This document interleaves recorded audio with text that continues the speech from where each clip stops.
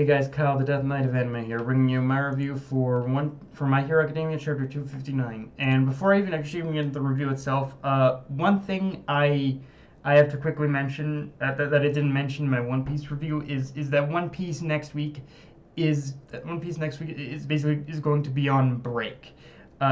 Is going to be on break. I didn't notice that because as of right now I'm using the Shonen Jump manga reader for the My Hero Academia and One Piece manga reviews. So I didn't notice, like, it's one of those things where I'm used to that little blurb at the end of a chapter that says that One Piece is going to be on break, but with the Shonen Jump app they don't have that. They just give you the pretty much date of when the next chapter is going to be released.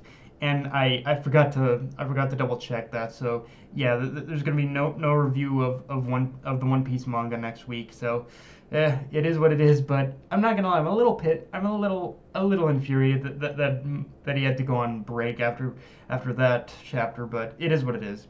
Anyway, My Hero Academia chapter 259. Okay, so a lot of this chapter was pretty much like just a build up to from just the raid on the hospital in order to capture Maruta Shiga, which is the real name of the doctor working with Shigaraki. And I'm de- I'm definitely slow on the uptake because it is only now after this chapter that I realized that the whole heroes disappearing thing definitely that more than like that Horikoshi was referring to throughout the past couple chapters has been like this operation in itself, which that was set in place in order to capture the Doctor. Which I have to say, the fact that they were able to catch him off guard by the end of the chapter does in itself show a development of efficiency on part of the Hero Society as a whole, and how so far they managed to corner him without too much shit blowing in their faces. And even more so though, the one big thing with this is that it provided one big thing with this is that it provided a nice little bit of subtle character development for Endeavor, because ironically by showing us that huge spread of heroes and him charging into the hospital, it shows that it shows he's really come into his own as the new number one hero and realized the type of responsibility that comes with it, and how that power can be properly utilized.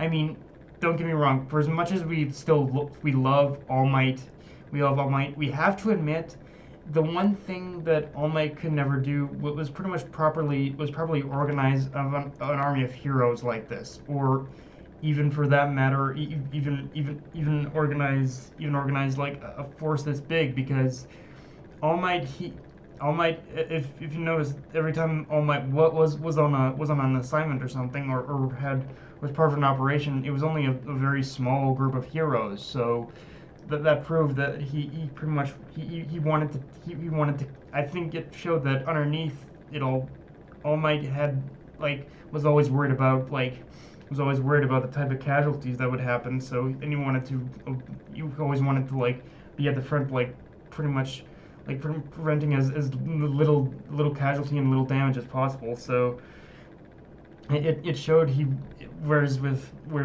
Endeavor, we see that he is willing to trust a lot more people for an operation like this. Um, now,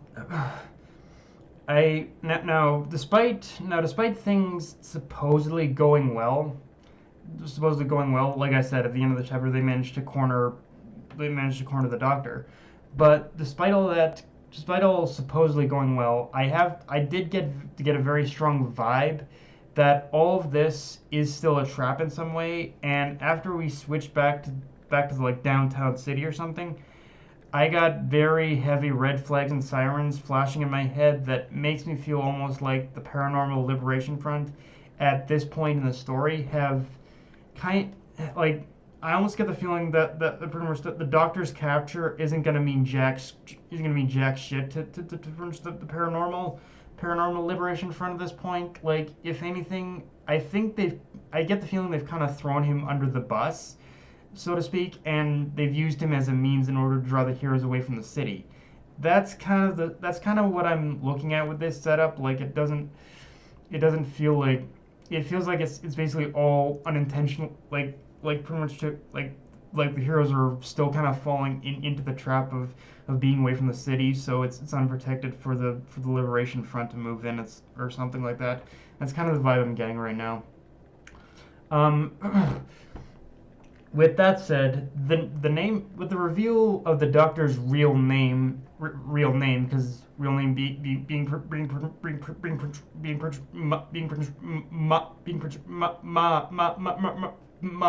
being Maruta Shige, um, and his supposed capture, um, it does feel like the pieces are starting to fall in place in order to learn something about Izuku, because so far, all we know, all we know is that this is supposedly this is the same doctor who was at the start of the series that told Izuku he was quirkless. So whatever we can learn from the doctor at this point is gonna be gold. Like the doctor has been, like I said, the doctor's been at the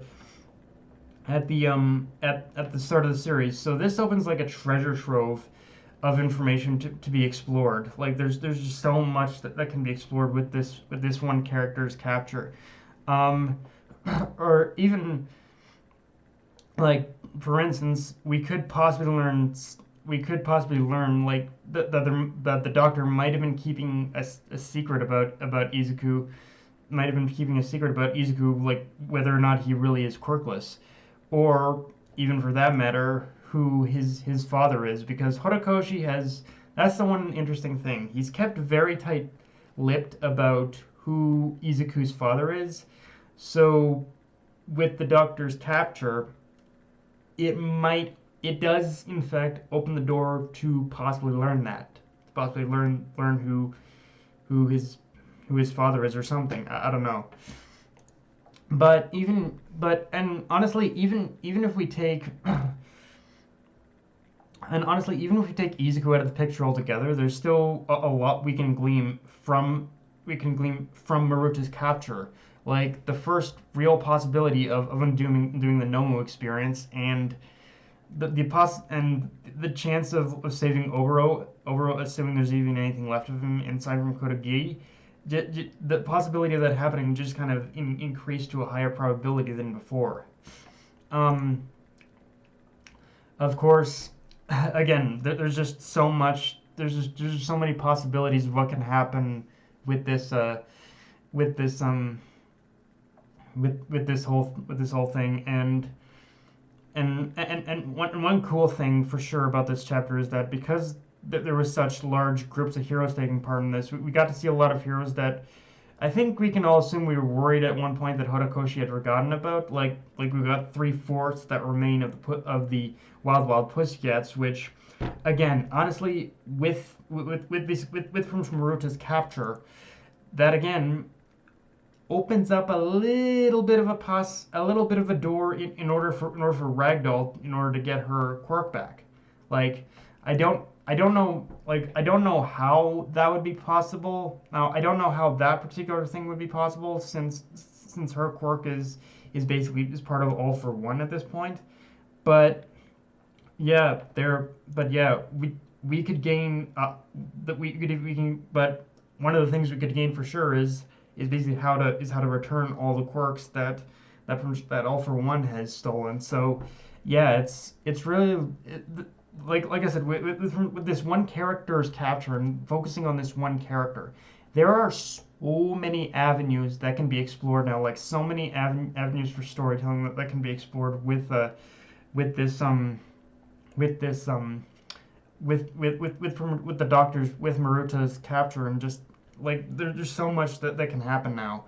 Now, assuming all this can only happen if Prince Maruta himself is captured, but we're basically going to but assuming he's even captured to begin with, but we can we can only hope right now that next week is going to yield some yield the results you want, that he's gonna be captured. But yeah.